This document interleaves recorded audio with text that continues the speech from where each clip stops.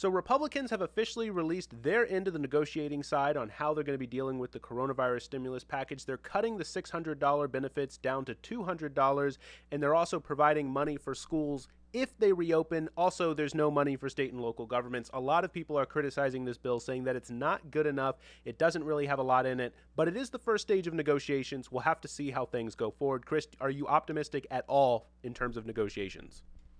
No, even before this came out, I wasn't real confident considering how the first few of these bailouts went, that this was going to be much better. And you're right; these are really negotiating points. They're not really bills that are being proposed. So there's a little bit of strategy and gamesmanship going on here. But it does give you at least a starting point to try to figure Right. out where people are going to get. And I guess if you look at where the Republicans are and where the Democrats are, if they meet somewhere in the middle, then it looks to me, I would count that as a Democrat loss because it's going to end up No, being too far to the right. for sure. And the thing that's so crazy, we saw Hoyer coming out today saying that they are not $600 or bust. This was the thing that completely surprised me because Right. you'd think, well, what Nancy Pelosi, what the Democrats want to do if they want to, get the most out of this thing that they can is they're going to come out and say $600 or nothing. And then, maybe in their back pockets, they'll sit around and say, we'll go down to 500, but they won't tell Right. the Republicans that. But what they did is they went on TV and literally said, oh, well, we don't have a number. We care more about values. We don't have red lines. We just have values. And what they mean by values is their willingness clearly to just screw over the working class because they don't have any numbers. They don't have anything that they're like, no, this is where we're standing on. I Right. was really outraged by this one today. Yeah, usually a value is something that you would stand for, right? You don't just give it up easily. You don't Right. sell it out before you even get started. If it's such a big value to you, you go, oh no, we're going to fight hard for this, and then maybe you have to negotiate a sliver. But by saying 600, oh, and we're definitely willing, that means the people on the other side of the table are already thinking, okay, then your starting point is really 500. So Exactly. we'll go from there. Exactly. Like if you're trying to do a negotiation, then you want them to think that you're as extreme as possible. But then Right. what they're doing is actually we kind of just mostly agree with you, maybe just on a few technical points. They disagree when it comes to funding for state and local governments. They think that's really important. But I mean, this is the most ridiculous negotiation I've ever seen. And by the way, we're not just here to criticize Democrat negotiation strategy. We also got to talk for a minute about the Republicans also. Because Yeah. you look at right now, we have Ted Cruz, Rand Paul, a lot of sort of hardline GOP people are criticizing their own bill. They don't have their own house together, so it's a mess. Yeah, we'll see what comes out of this. I mean, there's all sorts of weird stuff in it, so there's plenty of stuff for people to, pick apart. I mean, there's the For thing we sure. haven't even talked about yet, the restaurant tax deduction for businesses. So right now Right. you can have 50% of your business meal deducted. What they want to do. They're proposing that it would go to 100%, and I just don't get it. I don't know where I am, or you can't even go to a restaurant if you want. But even in areas where you can, you're not really supposed to be sitting at a table with a whole bunch of people that you don't live with. Having a We're chat. all supposed to be social distancing. So how many of these business Right. meals are going to take place? Right. Well, I guess it's this idea. Well, we need to reopen the economy, and this will make it cheaper because then people are going to want to go out and get a business meal. I mean, this is Right. exactly the kind of reopening that you do not want. Like, if we're going to have a conversation about reopening the economy, it has to be intelligent. It has to be thoughtfully designed about how you can social distance. And maybe we shouldn't do it in the middle of right now where we're spiking. Also, by the way, Chris, there's a whole bunch of goody grab bag stuff going on in the GOP thing. We saw, for instance, the FBI building, over $1 billion being Right. allocated to an FBI building, which is a weird Trump thing because Trump wants this FBI building near his, I guess, like near his properties. And so that's kind of like how this stuff got in. But to be fair, I will say there are a number of Republicans who have criticized this FBI building. So it looks like that's going to be the first thing on the chopping block. Ted Cruz, Rand Paul, and Mitch McConnell were all saying, oh, well, this is nonsense. So that thing's the first thing on the chopping block. But it is kind of one of those things where how did that get in the bill in the first place? Why would you put something so stupid in there from the get-go Unless unless it was on purpose. exactly, unless it was on purpose? Like, well, look, we negotiated, we Right. got rid of this FBI bill that we weren't ever really going to do in the first place. I mean, Right. that's the smell I get when I see this stuff. Yeah, because that's what I mean.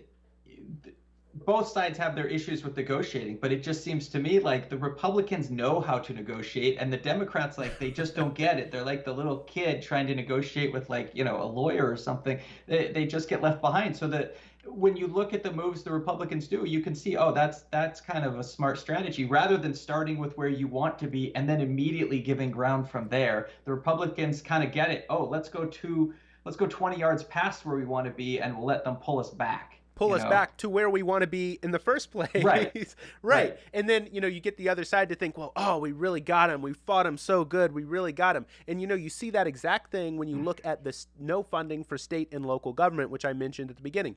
You'll remember, guys, a few months back, maybe it was April or March, I can't remember exactly, but Mitch McConnell came out specifically and explicitly said, well, maybe it's a good idea just to let states fail. Maybe it's a good idea. Right. And of course, the thing that he was using was talking about how, oh, well, Wyoming doesn't want to have to bail out New Jersey pensioners and this, weird excuse. First of all, I don't believe, okay, the thing with that is you could actually write a law to explicitly carve out those kinds of things. So don't get it twisted, guys. That's not their actual concern. Right. But even if it was, we also need to talk about the reason why so many of these pension systems are failing is because Wall Street actually exploited so many of the pension programs in a lot of these states, setting them up for risky investments, and they made a bunch of money and then now tank. And so stuff has been going downhill and they lost a bunch of money. So anyway, that's just a bit of a tangent. But, when we're talking about this GOP bill, it clearly shows an instance where it seems like Republicans really do know how to negotiate so much better than Democrats. Right. I mean, you look at this overall, and again, they're saying ludicrous things like, oh, well, we're going to let state and local governments go bankrupt. First of all, you're going to lose Maryland for sure. Larry Hogan, the governor of Maryland, I heard him on the radio earlier today, and he was railing against this. He was so upset. Now, he isn't one of those sort of pro-Trump governors, which makes sense because Maryland is a deeply Democratic state in many respects, but it has a Republican governor. He said he didn't vote for Trump last time around, but he has been very, very, very critical of a lot of this. I think he's like the head of the Governors Association or something like that, and he actually does have quite a bit of influence in the place. And so what I'm trying to say here is if Mitch McConnell actually wants to keep a number of these governor seats, he's actually going to have to bail out state and local governors. Right. And so state and local governments, and he knows that. So he's intentionally putting this thing in there so that then the Democrats fight them back and like, oh, I don't really want to. Okay, fine. We'll fund state and local governments. And that's exactly how this thing is going to go. Yeah, we'll see if they even do. I wonder if they're willing to give on that or not. They might end up giving in on the state of local governments.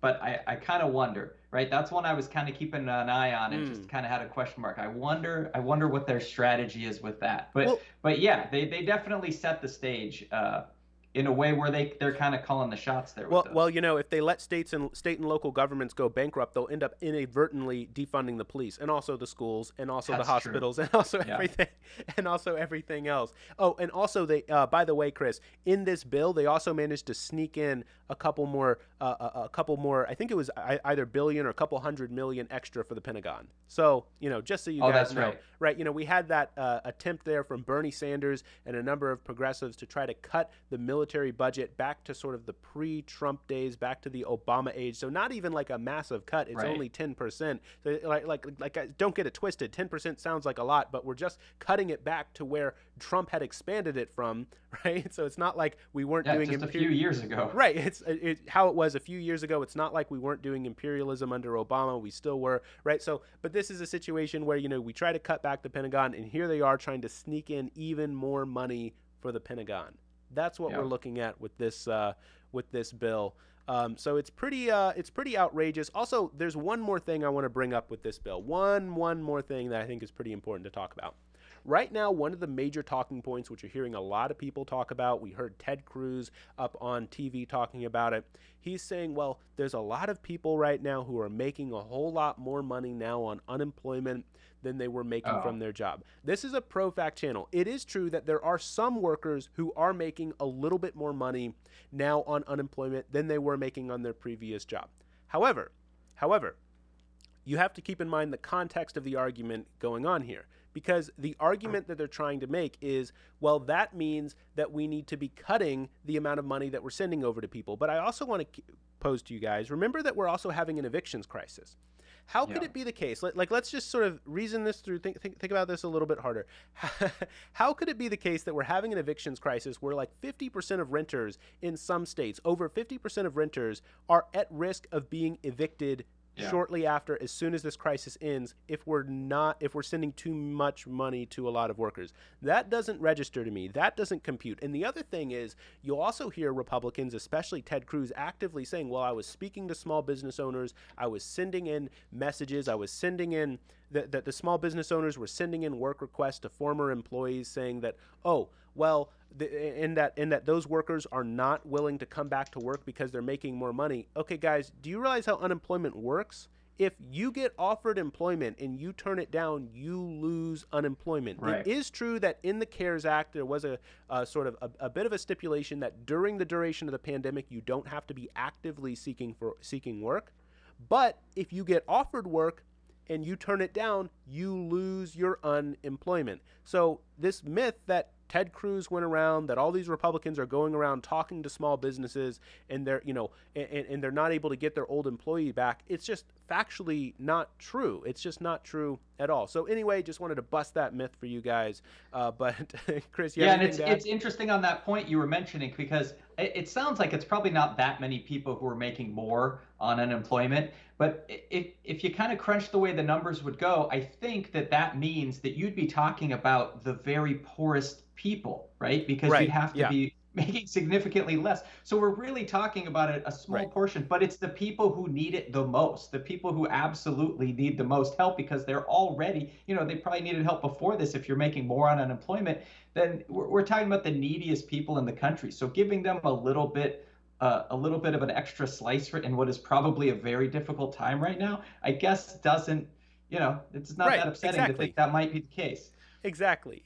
We should be paying them more anyway, right? We should be paying them more anyway, and if this is the opportunity to do so, well, then that's what happens. So, all right, you guys, thanks so much for watching. Guys, go check out Chris's channel. He's got some great stuff going on there. I'm gonna have a link down in the description box so you can find it really easily, really quickly, to get straight over to his channel. No messing around. You can just click the link and get straight there. So, all right, we'll see you all in the next one.